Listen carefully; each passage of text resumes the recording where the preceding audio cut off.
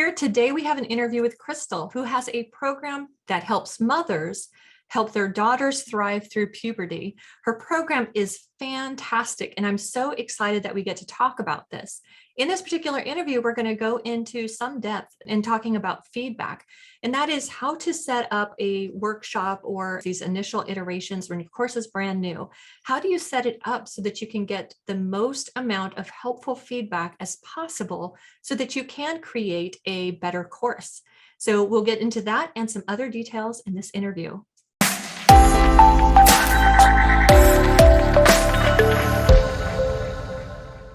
Crystal, Hi. it's good to have you.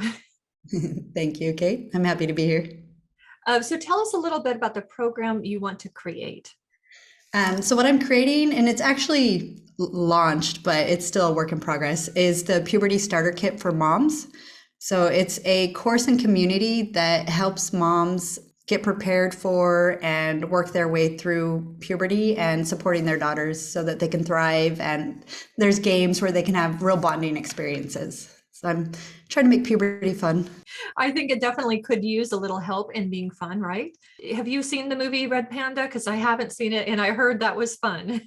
I have, and I loved most of it. And there's some parts that I've actually used on Instagram too. Like, especially there's the one saying, I thought I had more time.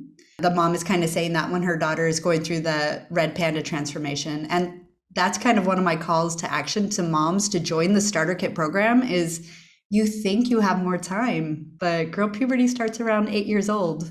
That time you think you have might come sooner than you expect. I think that happens with every stage with kids too. My daughter will be graduating next year, and I'm thinking, I thought I had more time. Exactly. So tell us why this topic is so important to you. Personally, I had a horrible puberty experience, and my mom was amazingly supportive. She would have helped me through any of it, but I was really closed off and I wouldn't talk about the problems that I was going through. So I suffered a lot through puberty and developed mental health problems like depression and severe anxiety, especially social anxiety. And when I hit my 30s and I was looking back at like, why am I feeling this way? Why do I have this depression, this anxiety? I was able to pinpoint it back to my puberty experience. And I realized that not knowing what to expect or having the help to manage the situation, it was trauma inducing for me. So I think if we just talk about it more and have fun with it, that's why I like to play games with it and just give moms things to think about where it's like, oh, I wouldn't have thought about that. For example, period stress. Periods are the one thing that girls have given me responses that stress them out about puberty. They're really stressed about their periods because they don't know when it's going to be. They don't know how heavy their flow is going to be. What do you do if you don't have a pad? Like, how do you manage these things? And I think if it's something that's just talked about, it makes it a little easier to manage and maybe reduces some anxiety. An example for me is I had sweaty armpits when I was little. That made me stop raising my hand in class. That made me stop playing softball or basketball.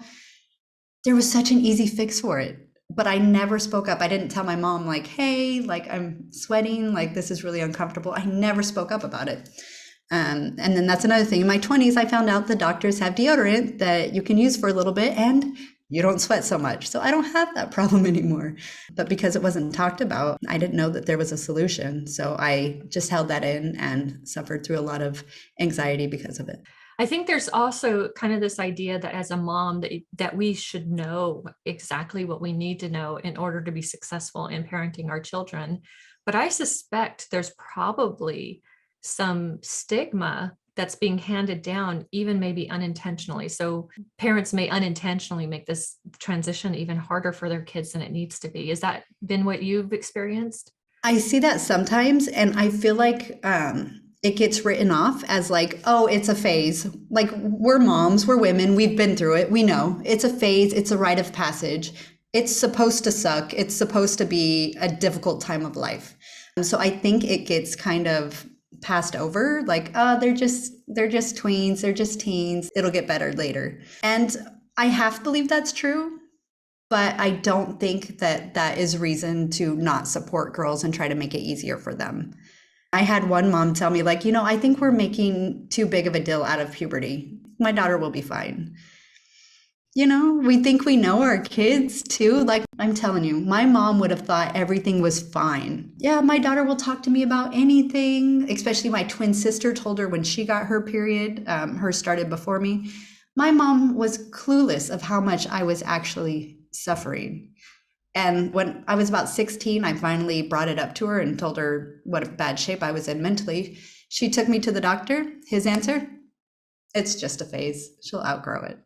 Wow. It took another 10 years for me to outgrow it, But he was and right.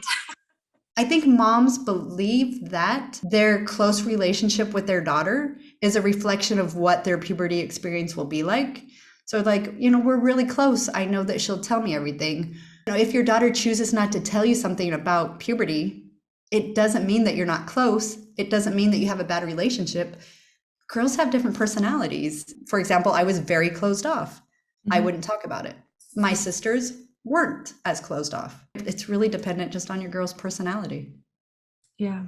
I'm really sorry that you went through that as a young girl. I feel like that is not really the experience that we want for any other young girl out there. Yeah, thank you. I feel that way, but I also am happy because I love what I do with Real Girl Puberty, and I wouldn't be doing this if I didn't feel called to show up as who I needed when I was younger. Like, I don't know what I would be doing if I had a great experience. I don't know, maybe I'd be off creating something else, but I don't know. I feel very called to help girls not have that same experience. Yeah. And I'm certain that you would be off there creating something else amazing, but so glad you can create this, because you're right that there are a lot of girls out there who may be suffering like you did, and we can do something about it. It can be solved. Did you prepare those letters? Do you want to read those for us? I did prepare the letters. So this first letter is a letter that comes from your client that explains why she wants to be in your program. So it says, Dear Crystal, I'm so happy that I found your starter kit program. I know my daughter will start showing signs of puberty any moment, and I just don't feel ready for it. I look forward to finding out new ways to bond with my daughter throughout the journey. And I'm also excited about the community aspect of the course. That's really an added bonus. I can't wait to jump in. With much appreciation, a puberty starter mom. Awesome. And then there's a letter that you wrote that's from the same woman, and this is after she successfully finishes your program. Oh my goodness, Crystal, I can't even thank you enough for the puberty starter kit. I had so much fun playing the puberty party games with my daughter. We even had a few mom and daughter friends come over, and we threw a little mini party with the games. We all laughed and bonded in exactly the way you said we would. The memories from this experience will stay with me, and hopefully with my daughter too. I also want to thank you for the starter kit mom community. It feels amazing to have a safe space where I can connect and share my challenges. The moms I've met in the group are so supportive and caring. I'm just at the start of my puberty momming journey, and I know this program and community will help carry me through. Thank you for everything you do. The Puberty Starter Kit Mom. Awesome. What is the motivation? Like, why is she going through this course? She's going through this course because she doesn't want to fall into it's normal, your tween's not supposed to like you. It's normal, she wants to be with her friends. So this is a mom who wants to keep that connection with her daughter. Also just wants to be a part of the experience of her daughter's puberty without being like the best friend or the helicopter puberty mom. But, she wants to be involved, but she wants it to be in a way that respects the relationship. And hopefully, I think the most important thing is to try to keep that bond with your daughter. Do what you can. You can't control how your daughter is going to react, but I'm trying to give moms that opportunity to have tools to have that bond. So I see that some motivation might be on the negative side, like afraid that as your daughter matures, that you'll lose that connectedness. It's like, okay, this is the age at which my beautiful, lovely daughter is going to start pulling away. How can I support her so that she can become more independent, at the same time still remain close as her mother? Yes. I hate to say that is fear motivated, but I do think that is kind of it. Like, it's a little bit harder to have that same relationship.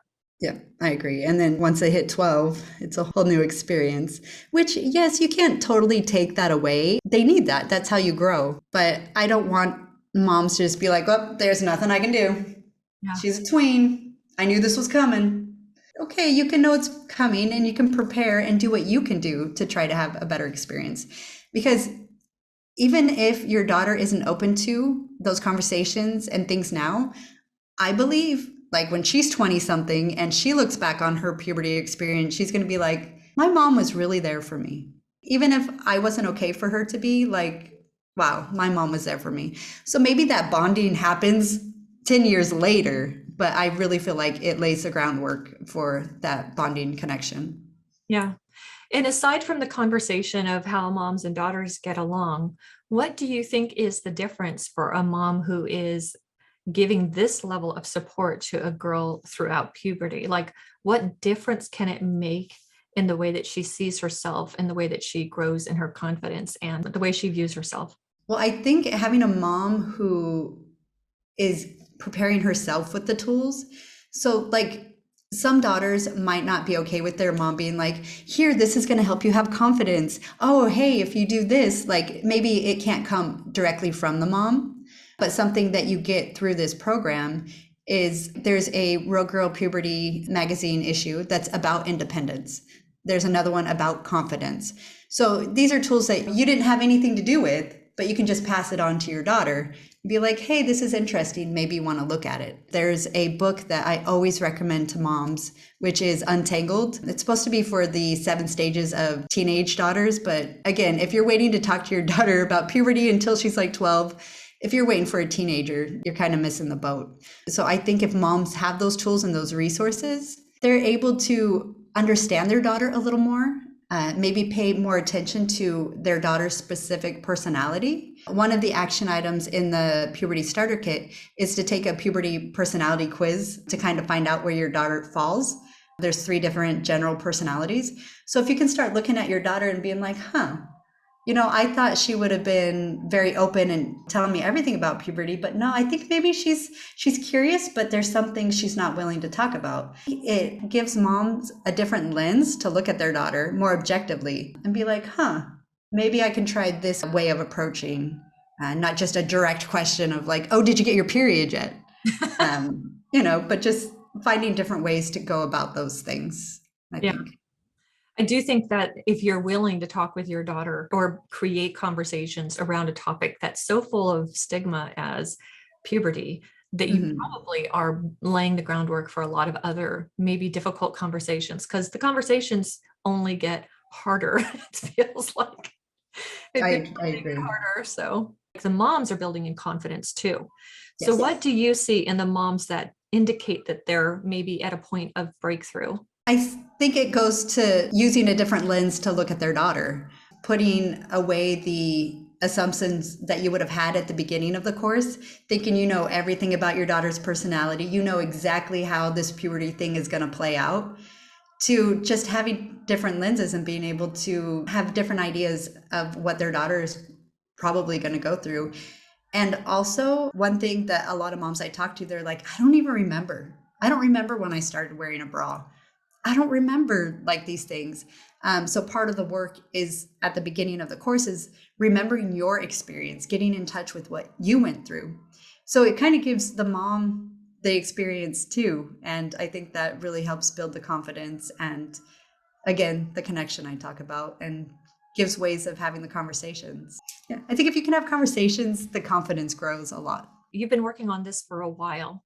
And we talked about one of the ways that you want to roll this out is to do so in such a way that you get better feedback from those who go through your course, Yes. or modules or workshops or whatever that you provide. So tell us a little bit about what your experience has been compared to what you want. I think I released it maybe a month or 2 ago, and I reached out on some social media platforms to have moms that would be willing to kind of go through it and give me feedback. That bombed. I had 2 moms that were like, yes, absolutely. I'm so excited about this. I want to do it. One of the moms, she has a 9-year-old daughter, and she watched like half the first video.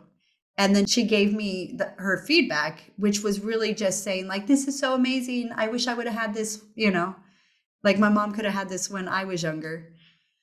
So it wasn't real feedback. I mean, of course, I appreciate hearing good things about what I'm creating, but I really want feedback that can help me give moms exactly what they need, what they want. The second mom, she ended up getting COVID and then busy with her own career. So she didn't make it through either. So I haven't been able to get any real feedback other than it's great. All right. So you ready for some feedback from me? So Yes, absolutely. first of all, don't say that bombed, because don't say that, because Okay. failures are part of a process whenever you're building something new. And when you throw something out, but only two people, want to be a part of it, it has nothing to do with what you're doing. I think you can talk to any mom who is in a position to understand what you're doing, and they're going to say, oh, yes, this is a really necessary thing. So when you are in touch with people who can see the value of this, you know that this is not the bomb, right? So something in the way that you positioned it, some way in the way that you talked about it, some place where you put it, someplace the people who read it, something along that didn't work. Right. It's not that the course didn't work. So let's start with that. Okay. And failure is just a part of anything that you're doing new. And there's so many things that have to go right in order for it to do anything other than bomb. Um, that I think you can pat yourself on the back and say, oh, these 10 things needed to happen for it to work, and 9 of those things worked, or maybe even 5 of those things worked. That's Right. awesome. So congratulate yourself for putting yourself out there. That's really good. For Thank you. things to work, look at all of the different aspects. Who did it go in front of? Did you go to a group and do it? Did you do any organic marketing? Did you talk to moms like, hey, I'm looking for moms who have girls between the ages of 7 and 9 who are interested in preparing their daughters for the next stages of puberty or something along those lines, and get to know those women who may feel like you do, that they really are thinking about what those next stages are. So start looking at the organic part of the marketing before you even get to the part where you're looking at the evaluation, though I have some things for you on that too. Okay. Okay. Good. So first, make sure you got the marketing right, so you get the class full. And full, when you're first starting, can be 3 to 5 people. It doesn't have to be like 150 people. Right. Right. All right. So secondly, make sure you're doing these live when you're doing them. This is going to get you a couple of different things.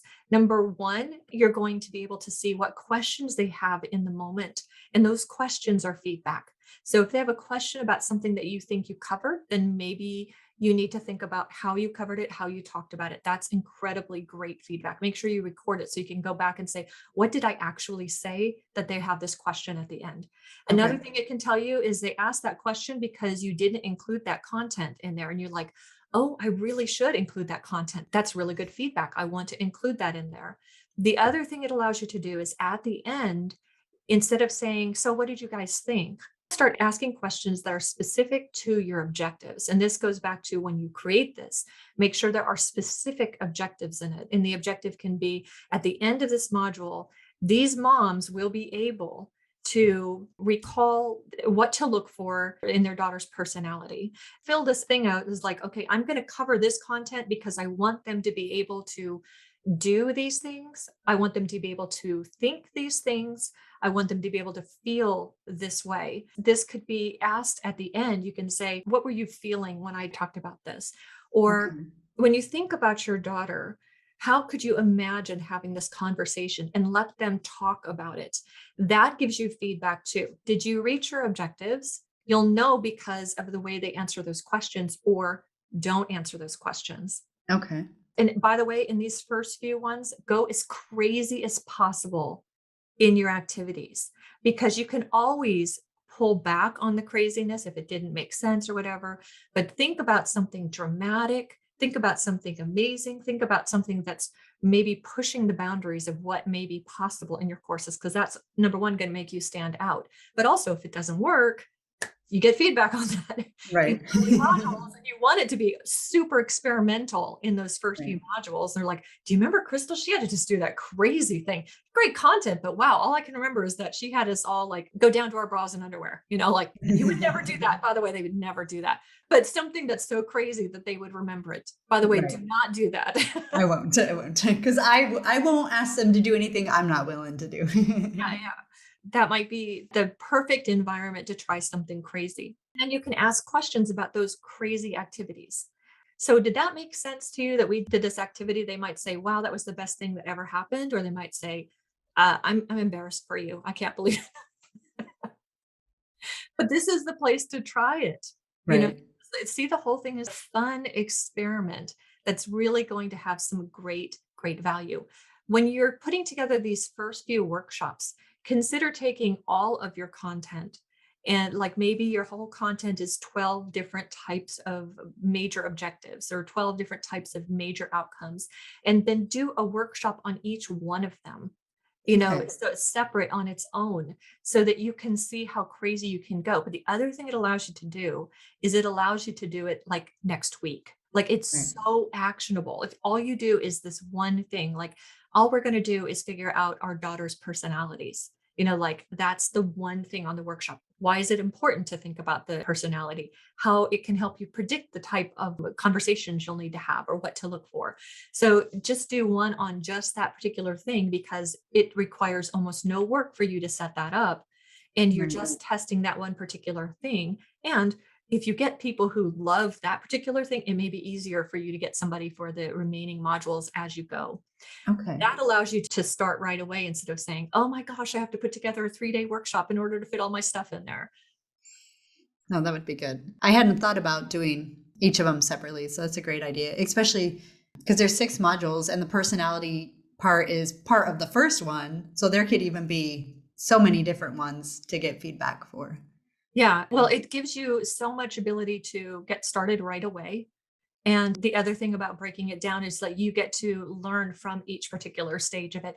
The time commitment also makes it so much easier, even if you're working with people who are willing to look at your stuff for free. And it doesn't have to be free. You could do a paid workshop because if all they're doing is signing up for the daughter's personality thing, maybe it's $17 to go in this 2-hour workshop. And all we're going to do is work on our daughter's personality. And it's going to be fun and all that type of stuff.